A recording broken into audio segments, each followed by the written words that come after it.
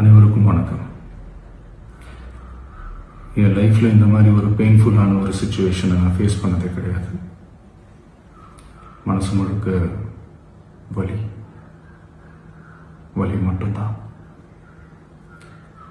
இந்த சுற்றுப்பயணத்தில் என்னென்ன மக்கள் பார்க்க வராங்க, அதுக்கு ஒரே ஒரு காரணம் தான், அவங்க என் மேலே வச்சிருக்கிற அன்பும் பாசம்.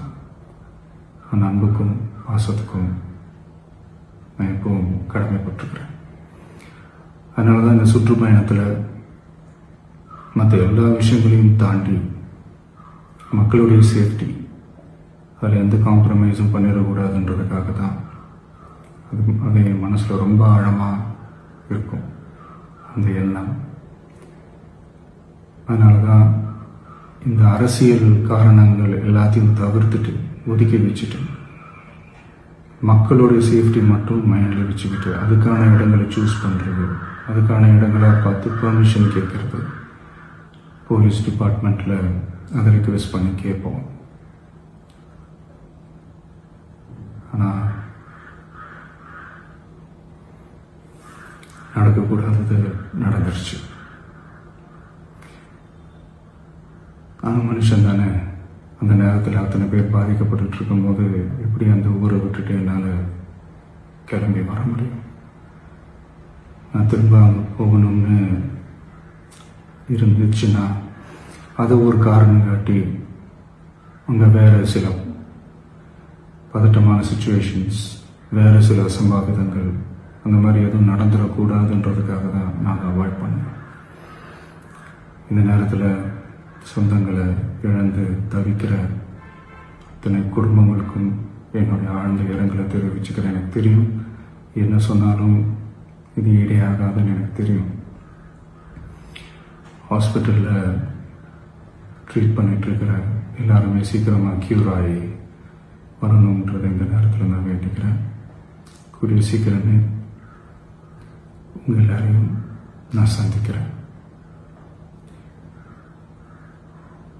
இந்த நேரத்தில் எங்களுடைய வலிகளை, எங்களுடைய நிலைமையை புரிஞ்சுக்கிட்டு எங்களுக்காக பேசின அரசியல் கட்சிகளை சார்ந்த நண்பர்கள், தலைவர்கள் அனைவருக்கும் என்னுடைய நன்றியை தெரிவிச்சுக்கிறேன். கிட்டத்தட்ட ஒரு 5 மாவட்டத்துக்கு பிரச்சாரத்துக்கு போனோம். இந்த மாதிரி எதுவுமே நடக்கல. ஆனால் கரூரில் மட்டும் ஏன் எப்படி நடக்குது, எப்படி நடக்குது? மக்களுக்கு எல்லா உண்மையும் தெரியும். மக்கள் எல்லாத்தையும் பார்த்துக்கிட்டு இருக்கிறாங்க.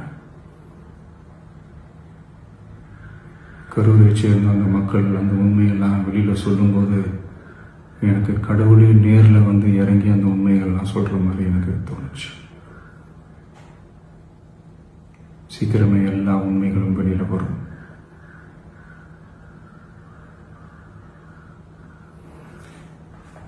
எங்களுக்கு தரப்பட்ட இடத்துல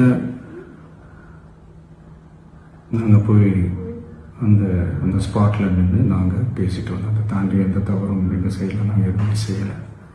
பட் இருந்தாலும் எங்கள் கட்சியை சேர்ந்த நிர்வாகிகள், தோழர்கள் மேலே எஃப்ஐஆர், அது மட்டும் இல்லை சோஷியல் மீடியாவை சேர்ந்த நண்பர்கள், தோழர்கள் அவங்க மேலே எஃப்ஐஆர்லாம் போட்டு இப்போ பிடிச்சிக்கிட்டு இருக்கிறாங்க.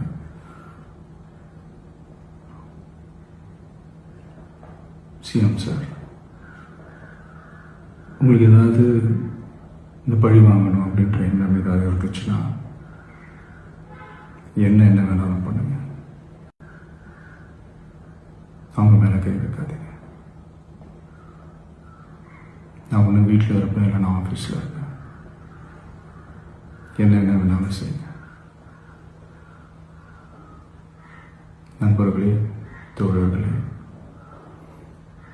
நம்மளோட அரசியல் பயணம் இன்னும் ஸ்ட்ராங்கராக, இன்னும் தைரியத்தோட கண்டினியூ ஆகும்.